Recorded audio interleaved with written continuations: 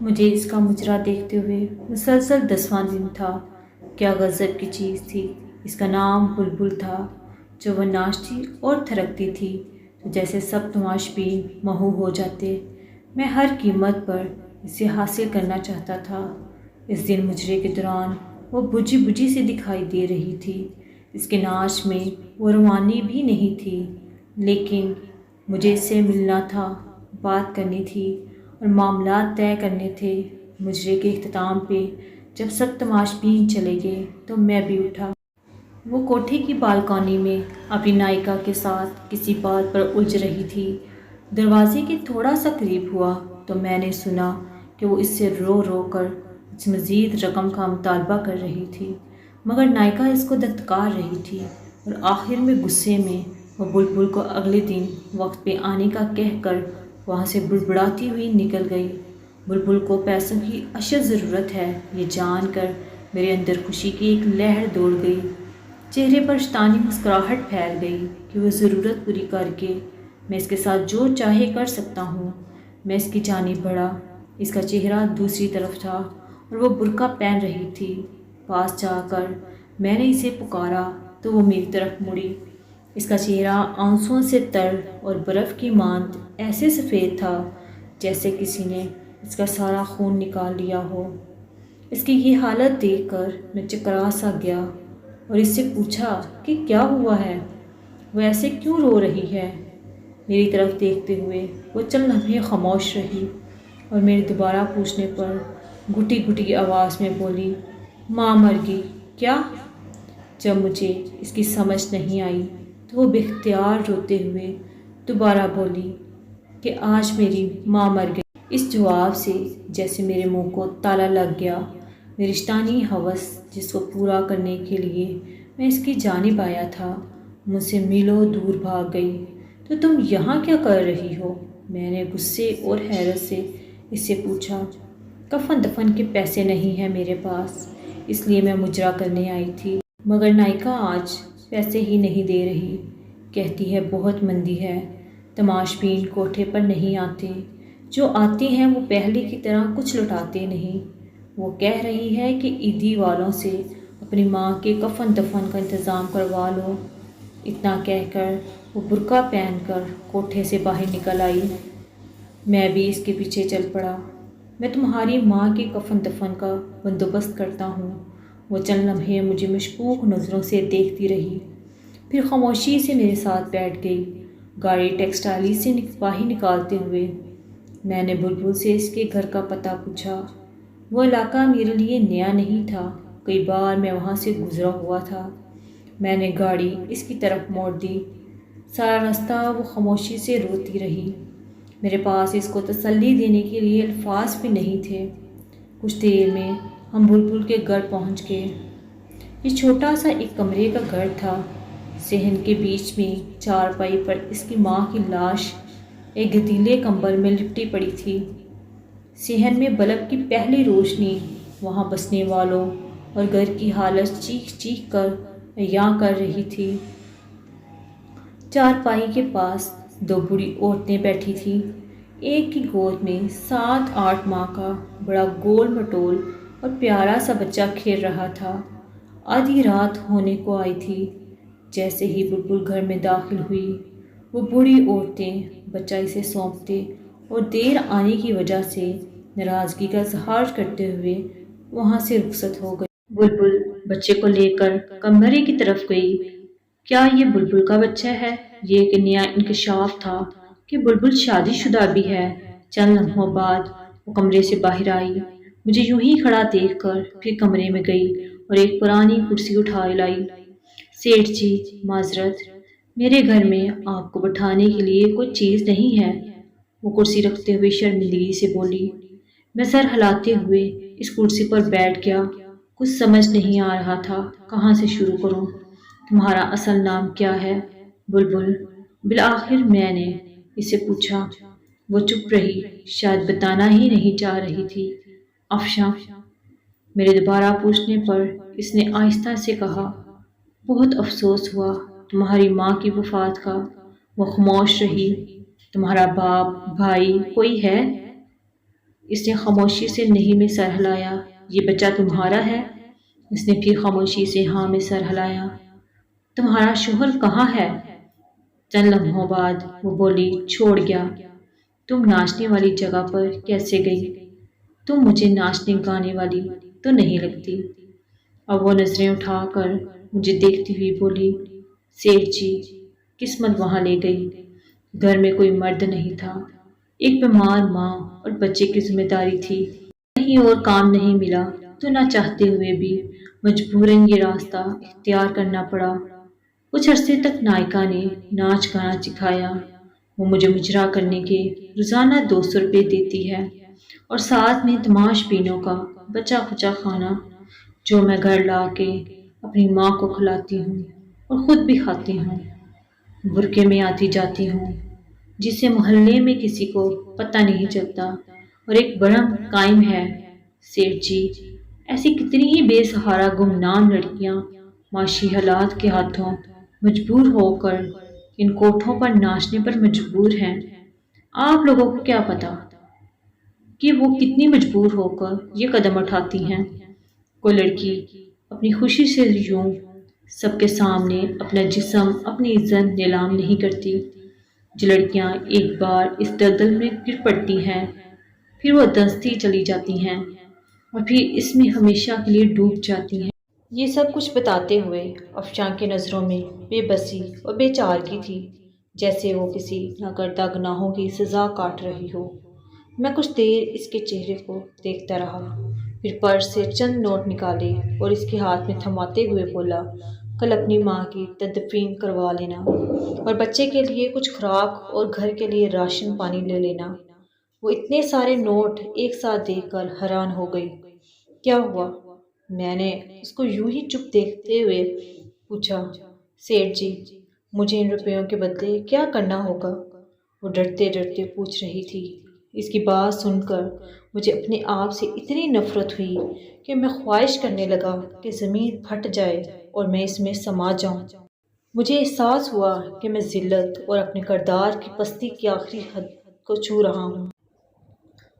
میں اس بے حس معاشرے میں ایک تنہا اور بے سہارا لڑکی کی مدد کر رہا تھا، مگر وہ اس کو بھی ایک ڈیل کے طور پر سمجھ رہی تھی۔ شاید جہاں سے میں اٹھ کر آیا تھا وہاں پر جانے والے لوگوں سے بغیر کسی وجہ کے مدد کی توقع نہیں کی جاتی۔ میں نے لرزتی آواز میں جواب دیا، تمہیں کچھ نہیں کرنا پڑے گا اور تم اب کوٹھے پر مجرا کرنے نہیں جاؤ گی، اپنے گھر میں رہو گی۔ ہر مہینے تمہیں منی آرڈر مل جایا کرے گا۔ تم نے یہ کرنا ہے کہ یہ جو بچہ تمہاری گود میں ہے اس کی تربیت ایسے کرو کہ ایک دن بڑا ہو کر تمہارا سہارا بن سکے۔ یہ جو رقم میں بھجواؤں گا یہ تم پر قرض ہے، اور جب تمہارا بیٹا جوان ہو جائے، ایک قابل انسان بن جائے تو تم مجھے واپس کر دینا۔ افشاں حیران پریشان کھڑی مجھے دیکھ رہی تھی، اس انسان کو جس کے سامنے ابھی وہ ناچ کر آئی تھی وہ اس سے ایسی باتیں کر رہا تھا۔ پھر وہ بے آواز رو پڑی۔ مجھ سے وہاں رکا نہیں گیا۔ میں نے افشاں کے گھر کا پتہ لیا اور اس کو اپنا کیا وعدہ یاد دلا کر وہاں سے رخصت ہو گیا۔ سارے راستے میں یہی سوچتا رہا، مجھے تم سے کچھ نہیں چاہیے، مجھے تم سے کچھ نہیں چاہیے افشاں۔ جو تم نے مجھے دیا ہے میں اس کا احسان ساری عمر نہیں اتار پاؤں گا۔ تم نے مجھ میں دفن اس انسانیت کو جگا دیا جو میں دولت اور شیطانی ہوس کے نیچے دبا کر مار چکا تھا۔ تم نے مجھے پھر سے انسان بنایا ہے افشاں۔ اس واقعے کے بعد میں ان تمام برے کاموں سے توبہ کر کے اس کی بارگاہ میں گناہوں کا بوجھ لیے حاضر ہوا۔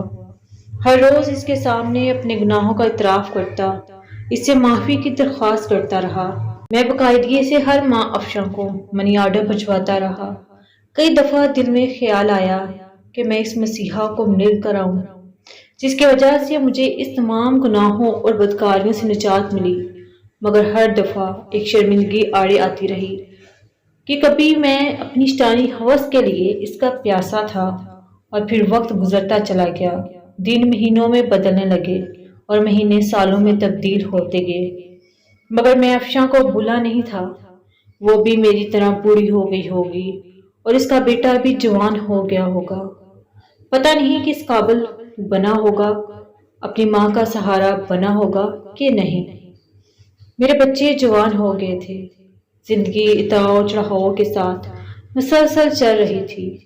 ایک شام چھٹی کے دن جب میں اپنے گھر میں موجود تھا، ملازم نے آ کر مجھے بتایا کہ ایک عورت اور اس کے ساتھ ایک جوان لڑکا آپ سے ملنے آئے ہیں۔ کون ہے؟